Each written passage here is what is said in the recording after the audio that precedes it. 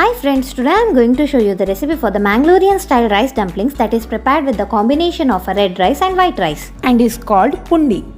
To prepare Pundi, I am using 2.5 glass of red rice, 1.5 glass of white rice, washing them in water and soaking for about 6 hours.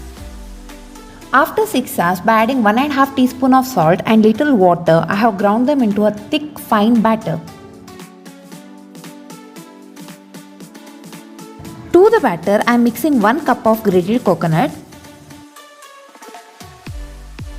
I am preparing small balls from it.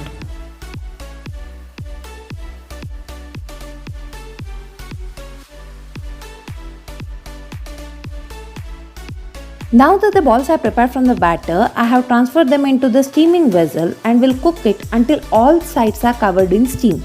For me, this has taken about 45 minutes. Depending on the size of the vessel, it can even take up to 30 minutes.